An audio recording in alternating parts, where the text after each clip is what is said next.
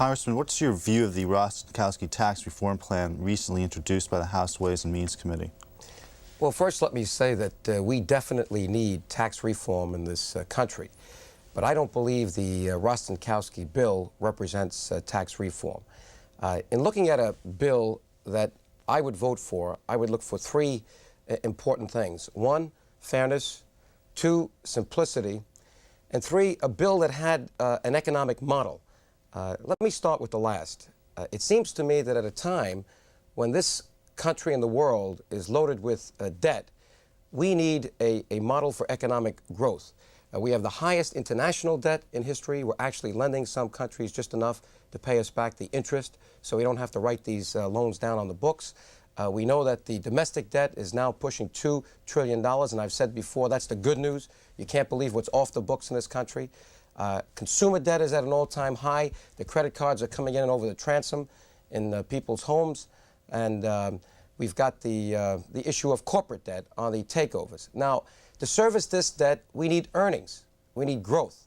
We've come off of 3 years of great growth. This year should be okay. How do we know that next year we're not going to have growth? Well, I believe this tax bill does not represent a model for economic growth, and if we pass it, I'm afraid that we could have a downturn, and that could cause a real problem for us. We need a bill that creates the growth to service that debt and to create jobs. Getting to another point, it's certainly not simple.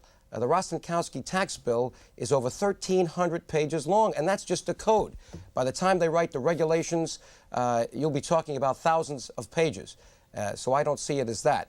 In terms of fairness, I don't know. It seems to me that we could have had a fairer tax statute. Certainly, we want to see everyone pay their fair share of tax. And I like the idea of every corporation and every individual paying some tax. But I don't think that the bill goes far enough. So I would say that the Rostenkowski tax bill is one that I could not vote for, and it's being routinely referred to here in Washington as not tax reform, but tax deform. Wasn't this a great victory for New York because of keeping the state and local deduction? Well, that was the good news, that we were able to keep the state and local tax deduction. But it seems to me that New York needs real tax reform, because we need a tax bill that's going to encourage the economic growth that I referred to before, so that we don't damage the economic base in New York State. So I would say that it's important for us to look for a tax bill that provides the jobs and that keeps the people in New York State. One of the things that I'm concerned about is that they've raised the alternative minimum tax from 20% to 25%. And while that may be good for many reasons, there are many people in New York State that pay on that basis, and you cannot deduct state and local taxes against that way of paying the taxes. And I've got to look at that more carefully. So while there's some good news for New York State in that we can, if this bill ever passed, God forbid, we could have the deductibility of state and local taxes, I see some other things that are much less subtle here, or much more subtle, that we have to look at before I'm comfortable that this is a bill I can live with as a congressman representing a district in New York State. Well, you just introduced a bill in Congress to stop the Pentagon from being able to use inflation adjustments to hide billions of dollars from the taxpayers. Could you give a little background on the bill and discuss the legislation? Well, many months ago when Secretary Weinberger was trying to convince us that we needed a lot more money for the Pentagon budget, and mind you that I want to see a strong defense but not a spendthrift defense, when he was under some great heat, he volunteered one day at a Republican conference that they had found $4 billion of money that the Pentagon had not yet thought it had. I guess that was a cause for celebration for many, but I asked the question to the Secretary. I said, Secretary, how can we have an accounting system where $4 billion can just pop right up like that? And I was concerned that it could be more than $4 billion.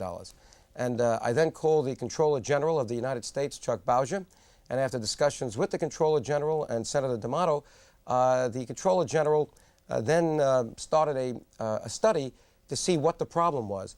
And I guess you saw in the papers several months ago that the amount was not $4 billion, but $37 billion. Now, you might ask yourself, how could this happen? Well, we found, after looking at this, and my staff spent a lot of time researching this issue, that the Pentagon uses a different basis for estimating inflation than the other departments. They take the inflation that everybody else uses, but then they tack on 30%. So what has happened in the past 3 years is that inflation has been coming down, and the 30% caused an amount of money to be left in the accounts of the Pentagon. Actually, it's called authority because they did not yet receive the money, but they were just about to. It left an amount of money in authority that they could not spend, but obviously would try to spend over the next 5 years. My bill, a bill that I'm now presenting to Congress, would force the Pentagon to project its needs, its procurement needs, on the same basis as every other agency, to estimate inflation as we all do, and not have this bonus of 30%. I think it's about time that we brought the government into the same world that we live in as private people, or that you live in as private citizens who have businesses, and certainly the Pentagon should be keeping its books on the same basis that the other government agencies do.